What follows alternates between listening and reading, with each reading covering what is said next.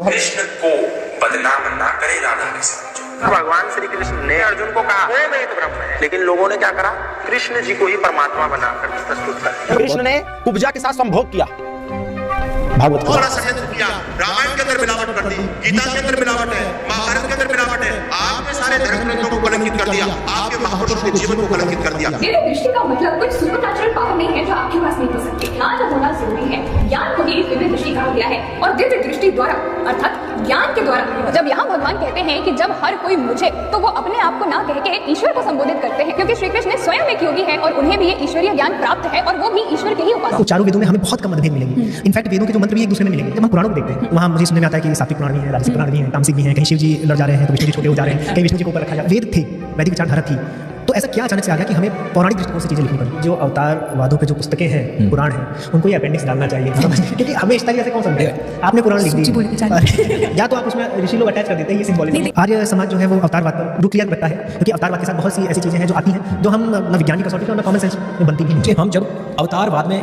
सोचने लग जाते हैं तो हम अपनी शक्तियों को बहुत कम आते जाते हैं। जैसे इस समय सपना चौधरी है, वैसे ही उस समय की एक डांसर थी जिसका नाम राधा था। हमारे यहाँ तो बड़ी बहन को भी माता रूप माना गया है, वो तो मामी इतनी बड़ी है, कृष्ण को गोदी में लेके जा रही है, उस मामी के मन में ख्याल आया कि कृष्ण के साथ संभोग करना चाहिए, राज करना चाहिए। आज हमारे समक्ष इस प्रकार की मानसिकता रखने वाले लोग भी उपस्थित हैं जो भगवान की दिव्य, अलौकिक, शुद्ध लीला कथा को बहुत ही गलत दृष्टि से देखते हैं और दुनिया को भी, उनके व्यूवर्स को भी, उनके दर्शकों को भी बहुत ही गलत दृष्टि के साथ समझाते हैं और उनको भी दिखवाते हैं।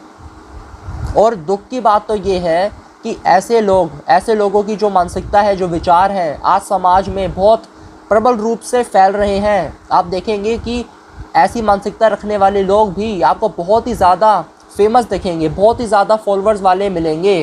गौतम खट्टर देख लीजिए, अंकुर आर्य देख लीजिए, जानवी सिंह को देख लीजिए या हाइपरकोस्ट को देख लीजिए। अब हाइपरकोस्ट को लेकर थोड़ा सा आपको संदेह हो सकता है, परंतु हाइपरकोस्ट भी उसी मार्ग में है। अवतारवाद को इलॉजिकल, अनसाइंटिफिक उन्होंने बोल ही दिया और कि पुराणों के अंदर अपेंडिक्स डालना चाहिए एक, कि ये जो कथाएं हैं सिंबॉलिक हैं, ये भी उन्होंने बोल ही दिया। तो इन बातों से सिद्ध होता है कि ये भी इसी मार्ग में है और अपने पॉडकास्ट में इस मानसिकता, पर्टिकुलर इस मानसिकता को मानने वाले लोगों को ही अधिक मात्रा में बुलाना, इससे भी समझ में आ जाता है। तो इस मानसिकता को रखने वाले लोग अचानक से फेमस क्यों हो रहे हैं, इतने व्यूज़, इतने फॉलोअर्स, इतनी फैन फॉलोइंग कैसे आ रही है? तो इसका कारण है कि जन सामान्य के जीवन में परंपरा प्राप्त गुरु का अभाव होना और परंपरा प्राप्त गुरु के सानिध्य में जाकर ग्रंथों का श्रवण ना करना, जिसके कारण ऐसी परिस्थिति में फंस जाता है व्यक्ति कि वो अपने ही भगवान पर, अपने ही इष्ट पर, अपने ही आराध्य पर शक करने लगता है, संदेह करने लगता है, उनकी लीला कथाओं में डाउट करने लगता है कि ये कैसे हो सकता है। ऐसे कि कई प्रसंग हैं, श्री कृष्ण कुब्जा वाला प्रसंग, रास लीला का प्रसंग और शिव मोहिनी वाला प्रसंग,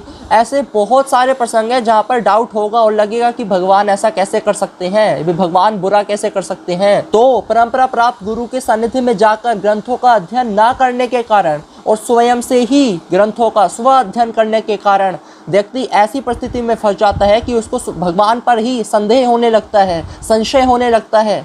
और भगवद गीता में ही भगवान कह रहे हैं संशयात्मा विनश्यति, संशय रखने वाला व्यक्ति ना तो इस लोक में और ना ही परलोक में सुखी रह सकता है। तो जब व्यक्ति ऐसी परिस्थिति में फंस जाता है तो ऐसी मानसिकता रखने वाले, ऐसी विचारधारा रखने वाले लोग उसके समक्ष आते हैं और इस पूरे अवसर का लाभ उठाते हैं और उससे कहते हैं क्या हुआ, क्या किस कारण से इतने परेशान हो? अच्छा, तुम्हें विश्वास नहीं होना ना कि भगवान ऐसा कैसे कर सकते हैं? अरे विश्वास करना भी नहीं है, क्योंकि भगवान ने ऐसा करा ही नहीं। ये तो सब कुछ प्रक्षिप्त है, सब कुछ मिलावटी है, अलग से ऐड किया गया है। आ जाओ हमारे साथ आ जाओ। तो इस प्रकार से जिस व्यक्ति ने स्व अध्ययन कर लिया, जिसको समझ नहीं आई भगवान की लीला कथा, अब उसके समक्ष दो मार्ग होते हैं। पहला मार्ग तो ये है कि वो परिश्रम करे, परंपरा प्राप्त गुरु को चयन करके उनके सानिध्य में जाकर ग्रंथों का अध्ययन करे, और या फिर वो इन कथा लीला को प्रक्षिप्त मान ले और ऐसी मानसिकता रखने वाले लोगों के साथ जुड़ जाए, साथ में मिल जाए। और हमारा स्वभाव तो है ही ऐसा कि जो सरल मार्ग होगा उसका चयन करने में अधिक समय नहीं लगाएंगे। तो एक सामान्य व्यक्ति जब भगवान की लीला कथा को पढ़ता है तो उसके द्वारा उसको जो भगवान के विषय में ये लगता है कि ये बुरा है, भगवान ऐसा बुरा कार्य कैसे कर सकते हैं, उन चीज़ों को ये जो इस मानसिकता रखने वाले जो लोग हैं वो हटा देते हैं। और उसके ही इच्छा की पूर्ति करते हैं उस सामान्य व्यक्ति की कि भाई तुमको अधिक कष्ट नहीं लेना, हम तो इसको प्रक्षिप्त ही मानते हैं, तो हम हमारे साथ जुड़ जाओ, क्या व्यर्थ का मेहनत करोगे इन कथाओं में। जैसे कि भगवान श्री कृष्ण की 16,108 रानियां थी, इस चीज़ को उनके जीवन से हटाने के लिए, क्योंकि सामान्य व्यक्ति के द्वारा ये भी समझना बहुत कठिन है यदि परंपरा प्राप्त गुरु का सानिध्य ना हो, तो इसको हटाने के लिए वो ये प्रमाण भी देते हैं कि भाई अथर्ववेद में लिखा है, मनुस्मृति में लिखा है कि एक ही विवाह उचित है। और भगवान ये भी कह रहे हैं भगवत गीता में कि हमें शास्त्रों के अनुसार चलना चाहिए, और ये भी कह रहे हैं कि श्रेष्ठ पुरुष जो जो आचरण करता है जन सामान्य भी उसी का अनुसरण करते हैं। तो भगवान श्री कृष्ण अपने ही शास्त्रों में दिए हुए नियमों का उल्लंघन कैसे कर सकते हैं? तो ईश्वर को भी शास्त्रों में लिखित नियमों को मानना पड़ेगा, उसके अनुसार चलना पड़ेगा, यानी उन पर भी, ईश्वर पर भी ये नियम लागू होता है, यानी वो भी अबाध्य नहीं रह गए, इन नियमों से बाधित हैं। तो ईश्वर को भी कुछ नियमों का तो पालन करना पड़ेगा, तो फिर वो नियमित हो गए ना, सीमित हो गए ना, बाधित हो गए ना। और जो ईश्वर बाधित हो गया वो ईश्वर ही सिद्ध नहीं हुआ।